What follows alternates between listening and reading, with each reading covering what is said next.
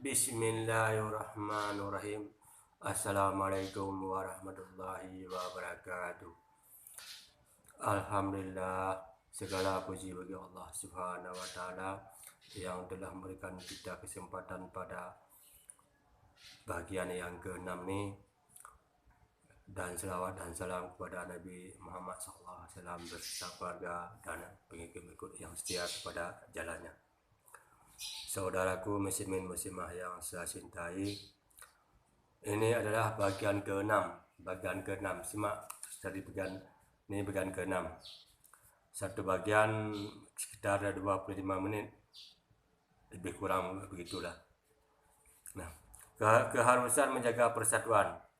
Wahai orang-orang yang beriman, jika kamu mengikuti sebagian dari orang yang berkitab, niscaya mereka akan mengembalikan kamu menjadi orang kafir setelah beriman. Ini kita melarang mengikuti ahli kitab yang sekarang ini, semua kelompok ahli kitab tu. Semua kelompok yang 73 kelompok tu, bukan juga macam ramai. Rasulullah menjelaskan kita 73 kelompok. Ramai kelompok-kelompok sesudah wafatnya Rasulullah, banyak timbul kelompok. Inilah kita dilarang oleh Allah mengikuti kelompok-kelompok yang mengada-gada dalam agama. Semua kelompok dilarang nih, itulah dikatakan ahli kitab. Jadi kita tidak berpegang teguh pada Al-Quran. Rasulullah juga bersabda, "Taraktu fikum amrayni ma in tamassaktum bihima lam tajillu abadan kitaballahi wa sunnati rasulih." Tidak aku tinggalkan dirham dan dinar untuk umatku. Aku tinggalkan dua pusaka, yaitu dua perkara, yaitu Al-Quran dan Sunnah. Gigitlah dengan gigi rahangmu sekuat-kuatnya. Selagi kalian berpegang pada keduanya, kalian insya Allah tidak sesat selamanya. Maka saudaraku, kita selalu berpegang teguh pada Al-Quran dan Sunnah, karena itu pakaian takwa bagi orang mukmin. Siapa yang membelakangi Al-Quran dan Sunnah, berarti dia memakai pakaian orang lain. Ini makna nih, wahai orang beriman, jika kamu mengikuti sebagian dari orang yang diberi kitab, niscaya mereka akan mengembalikan kamu menjadi orang kafir setelah beriman. Hati-hati. Dan bagaimana kamu sampai menjadi kafir? Padahal Allah dipercayakan kepadamu dan Rasulnya Muhammad pun berada di tengah kamu. Barang siapa pegang teguh kepada agama Allah, maka sungguh dia diberi petunjuk kepada yang lurus. Inilah, ini Al-Quran dah ada sama kita, Sunnah Allah dah ada kita. Tinggal mengikuti aja. Agama Rasulullah agama Allah udah ada sini. Ini agama Allah yang 101 nanti baca Al-Imran. Apa mana agama Allah adalah agama tauhid, kita jangan menyekutukannya. Apa yang diberitahukan Allah itulah agama kita.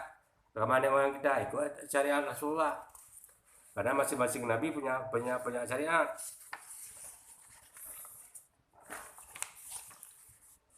Wahai orang beriman, bertakwalah kepada Allah sebenar-benar takwa kepadanya, dan janganlah kamu mati kecuali dalam Islam. Inilah kita nih harus mati dalam Muslim nih. Jangan baca ayat di khutbah Jumat tu. Ya ayyuhallazina amanu taqullaha haqqa tuqatih wa la tamutunna illa wa antum muslimun. Jangan sekadar baca aja kita.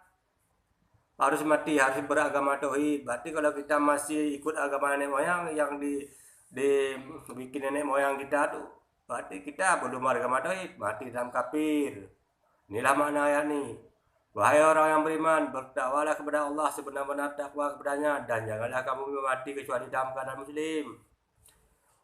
Dan berpegang teguhlah kamu semuanya pada dari agama Allah. Itulah agama tauhid tadi yang saya bilang. Agama Nabi Ibrahim, semua nabi beragama tauhid. Dan berpegang teguhlah kamu semuanya kepada dari agama Allah, dan janganlah kamu bercerai-berai. Dan ingatlah nikmat Allah kepadamu ketika kamu dahulu masih hidup bermusuhan. Lalu Allah mempersatukan hatimu sehingga dengan karunia-Nya kamu menjadi bersaudara. Sedangkan ketika itu kamu berada di tepi jurang neraka, lalu Allah menyelamatkan kamu dari sana. Demikianlah Allah menerangkan ayat-Nya kepadamu agar kamu mendapat petunjuk. Ya, dulu waktu jahiliyah kan bercerai-berai itu. Kalau Allah tidak beri petunjuk, tidak diutus seorang Rasul Nabi Muhammad SAW, mati dalam kekafiran. Dah bercerai-berai, akhirnya orang-orang itu bertemu untuk Mujahirin, bertemu dengan Ansar. Itu pelajaran bagi kita. Maka kita sesama muslimin ini dari manapun dia berada, apakah dia orang Papua, apakah dia Ambon, apakah orang Flores, apakah orang Padang, apakah orang Palembang, apakah orang ini orang Malaysia, orang Pontianak, orang Sarawak, orang Brunei, semua di seluruh negara. Kita tidak boleh ini membeda-bedakan atas nama dia udah Islam, sudah kita semua siapapun dia, apakah orang Batak, apakah orang Cina, apakah orang Inggris, semuanya asal dia udah Islam, sudah kita semua. Kita nggak boleh berdekat-dekat, kita diperintahkan bersatu dan berpegang teguhlah kamu semuanya pada dari agama Allah, dan janganlah kamu bercerai-berai. Dan ingatlah nikmat Allah kepadamu ketika kamu dahulu masa jahiliyah bermusuhan, lalu Allah mempersatukan hatimu sehingga dengan karunia kamu menjadi bersaudara, sedangkan ketika itu kamu berada di tepi jurang neraka, lalu Allah menyelamatkan kamu di sana. Demikianlah Allah menerangkan ayat-ayatnya kepadamu agar kamu mendapat petunjuk. Inilah waktu jahiliyah itu kabilah banyak itu, yang kabilah ini bersekutu dengan belah sana bersekutu macam corak model. Inilah sekarang kita nih, banyak kelompok-kelompok agama, sekte ini, sekte itu, sekte ini, golongan sana, golongan ini, trekat itu. Inilah yang pecah-pecah belah nih. Sama juga kayak orang tuh bikin kabilah-kabilah waktu masa jahiliyah. Kabilah Bani itu. Jadi kita ini harus bersatu, kita jangan ada lagi ada kelompok-kelompok. Jangan bikin golongan-golongan, jangan bikin sekte-sekte, jangan bikin ini itu lagi. Karena bikin kelompok ini pecah belah, bermusuh-musuhan. Dan hendaklah dan kamu ada segolongan orang yang menyuruh kepada kebajikan, menyuruh berbuat yang ma'ruf dan mencegah dari yang mungkar, dan mereka itulah orang beruntung. Yang mungkar sini itu ma'ruf ialah segala perbuatan yang mendekatkan diri kepada Allah, sedangkan mungkar ialah segala perbuatan yang menjauhkan dari Allah. Pak Ma'ruf nih, inilah kita bajak bersama nih, damai semuanya nih. Berhukum dengan Allah lah. Yang mungkar itulah berhala itu hilangkan pada diri kalian semua. Ayo kita dakwah Islam yang benar. Kita bergerak sama di seluruhnya, bukan dari Aceh aja, semuanya dimanapun kalian berada. Berjuang kita menegakkan agama Allah nih.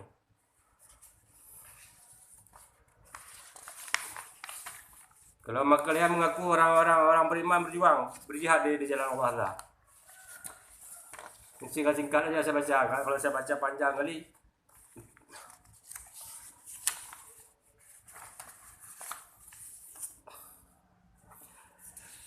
Dan jika Tuhanmu menghendaki, tentulah beriman semua orang di bumi seluruhnya. Tetapi apakah kamu hendak memaksa manusia agar mereka menjadi orang beriman? Kita nggak boleh maksa orang lain masuk Islam. Walaupun seorang muslimin kita sendiri, ini tugas kita menyampaikan peringatan. Dia kembali kepada agama benar, nggak benar urusan dia dengan Allah lah. Kita cuma menyampaikan, jangan kita dulu, jangan yang itu. Kita sampaikan yang baik. Wahai orang yang beriman, masuklah ke dalam Islam secara keseluruhan, dan janganlah kamu ikuti langkah-langkah setan. Sungguh ia musuh yang nyata bagi kamu. Kita ikut dulu agama Allah secara menyeluruh, secara kapal. Kalau udah menyeluruh, setan nggak mampu melawan kita. Nanti saya sampaikan orang-orang siapa-siapa aja yang nggak mampu dilawan setan, yang nggak mampu, kalah setan.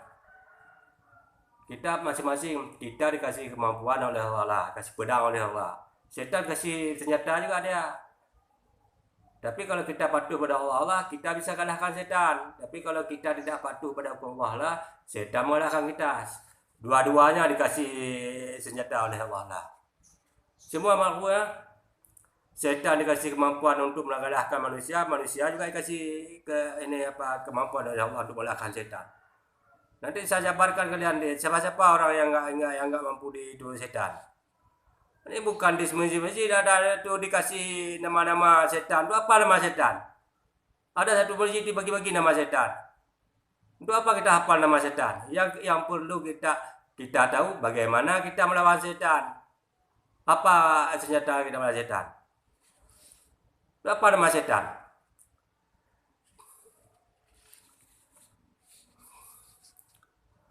Tetapi jika kamu tergelincir setelah bukti-bukti yang nyata sampai kepadamu, ketahuilah bahwa Allah Maha Perkasa, Maha Bijaksana. Tidak ada yang mereka tunggu-tunggu kecuali datangnya azab Allah bersama mereka dalam naungan awan. Sedangkan perkara mereka telah diputuskan dan pada Allah lah segala perkara mereka. Ini di daun di kitab daun mahfuz udah terdekat mah. Kita ni orang mukmin pilihan udah ada sana semuanya. Kenapa apa dalam surga udah itu? Allah tahu kita ni siapa orang masuk surga dah tu Allah Maha Mengetahui. Kenapa? Karena mau mengikuti petunjuk, mau tobat. Yang mati hatinya dia tetap berpaling pada kebenaran. Walaupun kita bawa hujah dalil itu tetap berpaling dah. Karena dia ada penyakit hati. Selalu berdusta. Kita enggak boleh ada penyakit hati. Nanti baca tu di Al-Baqarah ayat 10 tu. Fi qulubihim maradun fazadahumullahu marada. Kita kalau ada penyakit hati, Allah tambah penyakit kita. Karena kita selalu berdusta, maka berdusta itu dalam agama dilarang. Agama Islam bukanlah agama yang sempit. Dan berjihadlah kamu di jalan Allah dengan jihad yang sebenarnya. Dia tidak memilih kamu dan dia tidak menjadikan kesukaran untukmu dalam agama. Kita enggak dikasih kesukaran, mudah kali beragama Allah nih. Dimudahkan ya, tapi jangan kita bermudah-mudahan. Kita enggak sepele. Tegakkan dulu hukum Allah lah, baru kita bermudah-mudahan, baru kita dimudahkan. Enggak berat kita, jangan kita tambah ini. Lihat tuh, ibadah menambah ini, cari beban sendiri itu. Allah enggak perintah itu. Nanti juga saya sampaikan ke kalian apa-apa yang dilarang dalam Al-Quran ada apa hukum Allah. Nanti saya sampaikan. Apa yang ustaz tahu, yang ada ustaz, yang mau ustaz tadi banyak di Banda Aceh, banyak ustaz bagus yang netral, banyak. Saya nggak sebutkan namanya di sini, banyak yang bagus sudah hebat kali dia. Dawadu orangnya banyak ustaz yang bagus di Indonesia di itu ada juga, cuma kesalahan orang itu tidak mau damaikan. Kalau Allah nggak kasih petunjuk. Ada juga ustaz yang ada dai itu yang mencaci maki muslimin. Semua kelompok. Di Banda Aceh banyak ada dai yang bagus di sini. Ahli-ahli dakwah. Saya agak sebutkan saya ada di sini orang-orang. Dan berjihadlah kamu di jalan Allah dengan jihad yang sebenarnya. Dia telah memilih kamu dan dia tidak menjadikan kesukaran untukmu dalam agama. Ikutilah agama nenek moyangmu Nabi Ibrahim alaihissalam. Ini perintah Allah, kita disuruh ikut agama Nabi Ibrahim. Jangan ikut Nabi agama nenek moyang kalian buat itu. Ini perintah Allah nih. Sekali lagi saya bilang, Allah ini mudahkan agama ini untuk kita. Sedikit pun enggak ada kesusahan kita. Enggak dibebankan, enggak.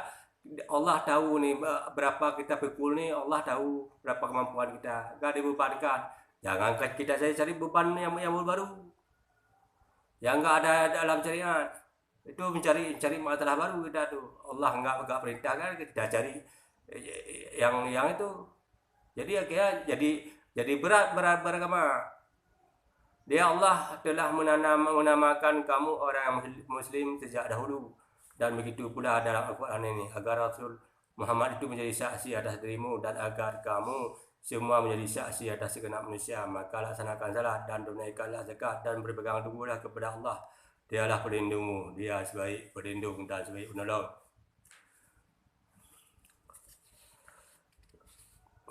Wahai orang-orang beriman, jadilah kamu penolong agama Allah sebagaimana Isa putra Maryam telah berkata kepada pengikut-pengikutnya yang setia, siapakah yang akan menjadi penolong-penolongku untuk menegakkan agama Allah? Ini kita ikut orang tuh, pengikut yang setia Nabi Isa. Benar-benar ditegakkan agama Allah nih. Kalian ini berjuang semuanya. Sama-sama kita berjuang. Kalau kita udah berjuang Allah, Allah mudahkan. Apapun yang kita minta dikasih sama Allah. Apapun yang kita minta, yang penting kita bertakwa dulu. Apapun. Berjihad kalian, masuk Islam semua. Pengikut-pengikutnya setia berkata, kamilah penolong-penolong agama Allah. Inilah hati benar-benar kalian inilah. Sama dengan pengikut Nabi Musa yang setia pada ajaran Allah, pada hukum Allah. Berjuang kita, sama berjuang kita, memperjuangkan Islam di muka bumi ini. Dan ini Islam di mana-mana dibantai-bantai, sesuka hatinya aja, diusir macam segala macam. Ini insya Allah dengan persatuan ini insya Allah Islam akan bangkit. Mulai dari Indonesia nih bangkit Islam di dunia nih. Sadarlah saudaraku. Bergabunglah kalian ke agama yang benar. Ini bukan ormas yang saya bilang nih, ini agama nih, bukan ormas. Saya nggak bentuk ormas ya. Saya anti ormas. Dalam ormas apapun saya anti ormas. Nggak mau saya ikut ormas. Ini agama murni nih, agama perintah Allah ada nih. Saya nggak mau sama susu ormas. Gak pernah pun saya masuk ormas.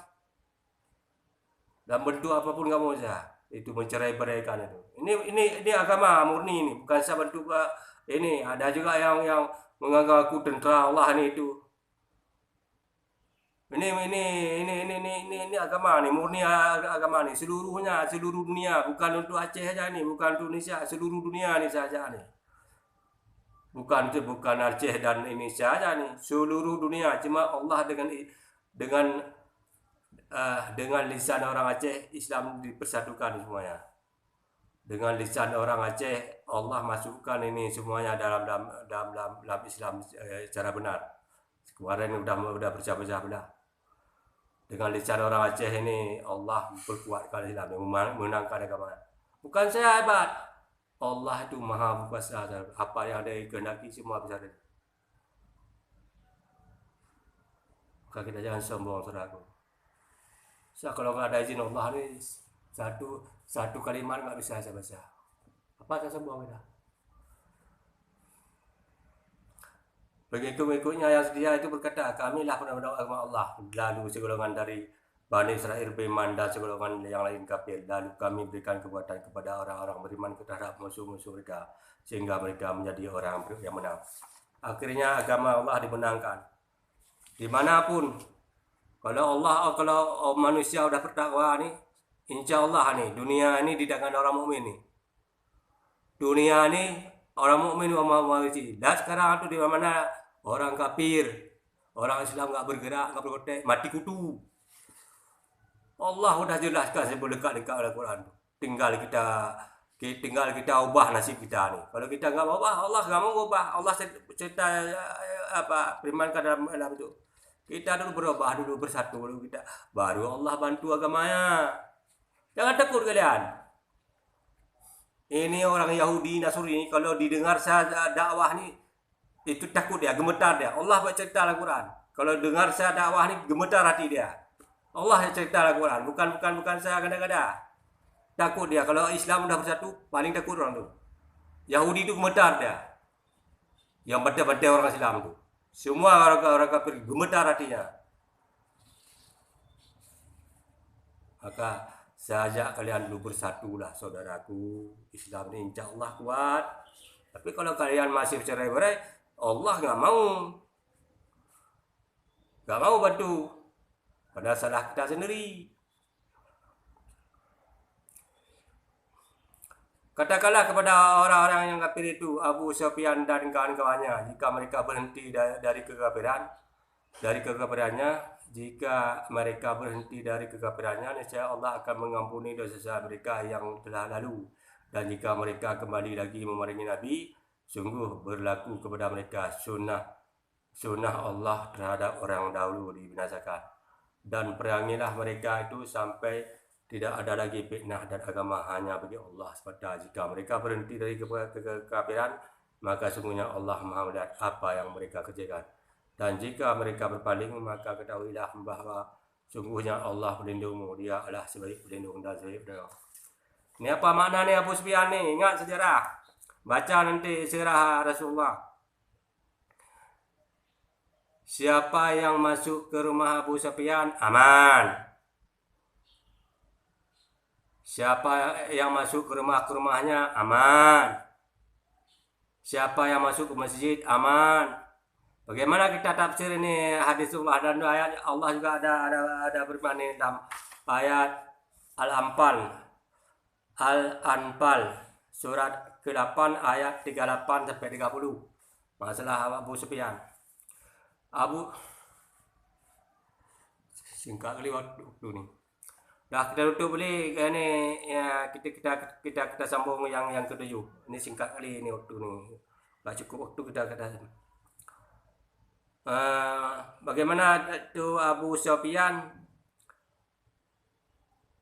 Ini dah. Kita tutup dulu ni. Kita sambung dengan Abu Sufyan yang ketujuh ya. Ini kalau salah, kalau benar dari Allah, kalau salah dari saya mohon maaf semuanya dan saya minta ampun kepada Allah Taala kalau ini memang kesalahan saya. Saya tutup jadi suara kemarap di wabah nikah. Assalamualaikum warahmatullahi wabarakatuh.